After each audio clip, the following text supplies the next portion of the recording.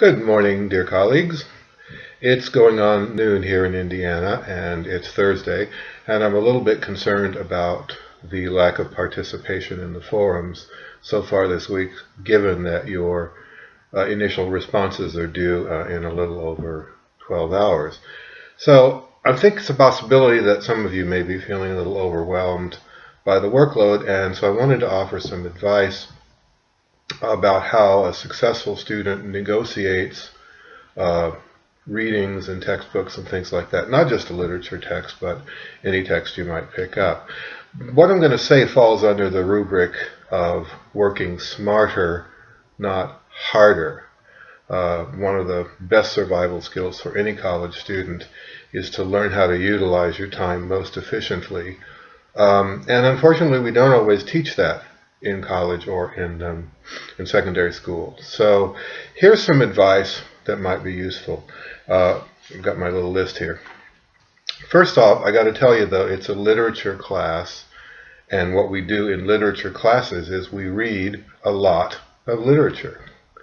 The best way to get familiar with the various genres is to experience a lot of them, so that your judgment gets clear and you're able to make positions in your essays that make sense.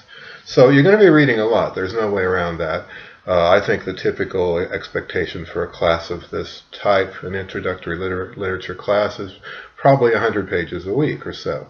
That's the reality of the situation. You will very seldom be reading 100 pages in any given week, because I try to cut it down to something that's manageable to the best of my ability. But you are going to read, and you're going to read quite a bit. And most of us live in a culture where reading is not particularly valued, so it may seem strange to you to be reading all this stuff. So that's my first point. But my second point is this: when you have a reading assigned, the successful student doesn't read every word with the same focus or intent. The unsuccessful student, or the student who doesn't know about what we call critical reading, will simply start plowing through and read every word in hopes that somehow it'll get into their heads. The successful student, or the student who understands critical reading, knows what to look for as they're going in, and so therefore that student pays attention to the relevant parts and skims the other parts. For instance, you know that one of the forum questions asks you to talk about point of view. So you know that you're going to have to indicate some knowledge about point of view. Well, lo and behold, in chapter 6 of your textbook, right inside the second page, there's a section on point of view.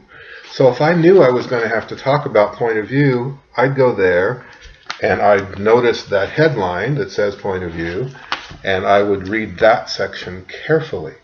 We're not talking about titles this week, so I probably skim the section on titles. So the second thing I'll say to you is, if you read the discussion questions before you do the reading in the textbook, that will guide what judgments you need to make about what to pay close attention to and what you can skim or even skip in some cases. The third thing is, and my assumption was that since you've all had English 1A that you were familiar with this technique, but if you're not, we can certainly cover it. If you ask me, I'm happy to provide some help. But you should annotate and interact with the text. You should underline things or highlight or whatever it is to help you remember things, because as you're reading, if you're also doing something with your hands, that is a double help to be able to remember the stuff. So working smarter, not harder, means knowing before you open the book, before you read that first word, know what to look for and know what is not as important that you possibly could skim. It's exactly like a road map.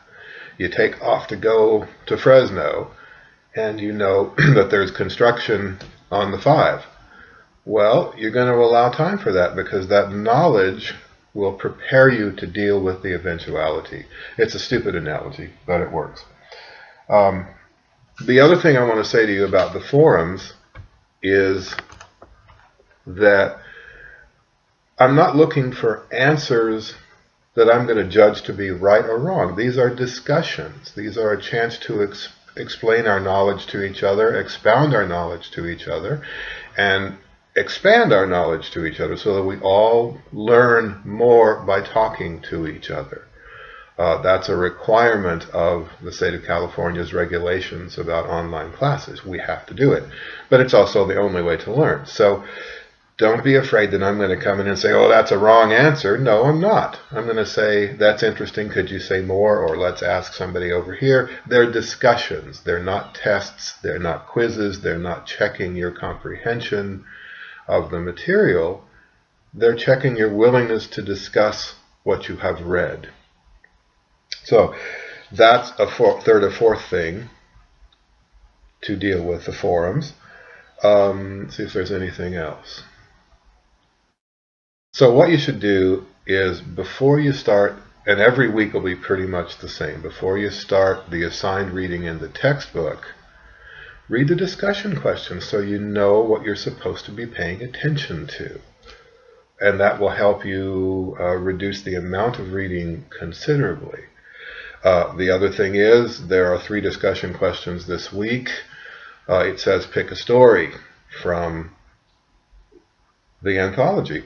Well, if you have time, read 3 different stories, because the more you read, like I said earlier, the more you read, the more quickly you become conversant in the techniques of short stories, and the easier it is to write the paper when it comes. If you're pressed for time, read 1 story. Don't read 3, read 1, and read a short one.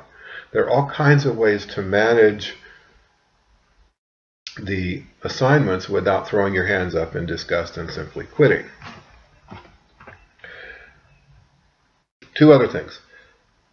When you're asked to talk about something like point of view or the Freytag pyramid, which means you'll have to watch the video or read the transcript. Oh no, there's not a transcript for that one. You'll have to watch the video. You know that I'm asking you to look at those things because, in my opinion, as a professional educator and writer, those are the important things to notice. So when I ask you, for instance, to read about point of view, you can expect me to ask you to write about point of view in your essays.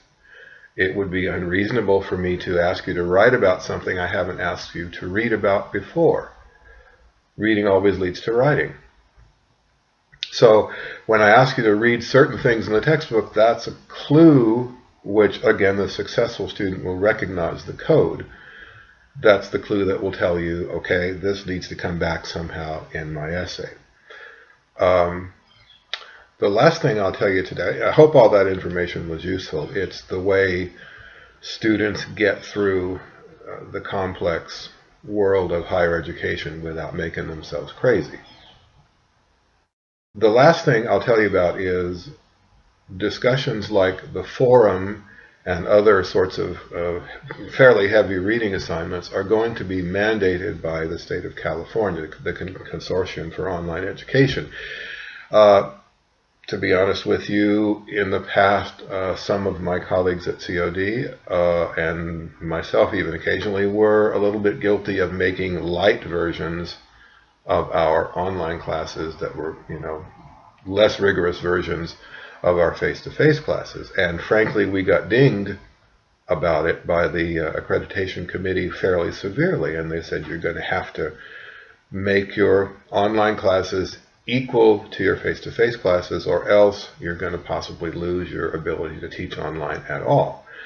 So my class is designed to be as much like the English 1Bs that I've taught on campus as it can possibly be. That means, among other things, the consortium said there must be substantial interaction between the professor and the students and the professor, and the students with each other. So the forums, which is where we accomplish that, are the way I choose to get that done. There are other ways, but that seems to be the most efficient to help both you and me. So I hope that's been a little bit useful. Frankly, I get to do this job because I figured out how to negotiate the system and to find ways either around or over or through the roadblocks. And you will too. But if you're holding off participating in the forum because you feel like the reading's too much or you don't know what to say, both of those are dodges. And admit that to yourself and get on with the work, and you'll find it's a lot easier than it looks at first. These videos, by the way, I'm making them, as you can tell, in a very amateurish way on my little laptop that I have at home. I'm going to save them in WMV format, which is the Windows Movie Maker format, and I'm going to upload them to YouTube, where they will make an attempt to close caption them. If you're not able to open it, and you should have WMV on your computer. If you don't have it, try saving it as whatever movie, video, programming software you have on your computer. If you don't have WMV and it won't open, try saving as whatever the other ones are. Okay, so I hope you're having a good week. I'm certainly having a great week here in Indiana. I went to a terrific concert last night and heard the Rachmaninoff Second Piano Concerto played brilliantly. So I'm really kind of jazzed this morning. I'm going to settle down to work today and get as many of your papers graded as I can. But you're going to need to get into the forum and get those responses done. And use the advice I've just given you. You don't have to read every word.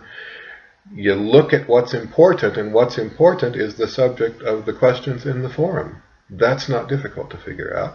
And then when you discover what's important, if you're having trouble remembering it, underline it, highlight it, draw an exclamation point in the margin, do something to draw your attention to the material that you're being asked to assimilate. If you don't have the textbook, you got to get the textbook. If you can't afford the textbook, there's supposed to be a copy on reserve in the library, and you can go there and use it for an hour at a time or longer if no one else is waiting for it. So get this work done. It's not that much. It's less than it might be. It's less than some of my other colleagues who teach English 1B require of you. So place things in perspective. Get the work done, and you'll be surprised at how well it goes for you. Thanks a lot for listening. I'm going to make some more of these little videos in the hope that they'll be of use to you. It's about, let's see, it's going on noon here in Indiana, so it's right about 9 o'clock there in California on Thursday. You've got until 11:55 California time tonight to get that preliminary forum post in. Okay, thank you very much, and I'll talk to you soon. Bye-bye.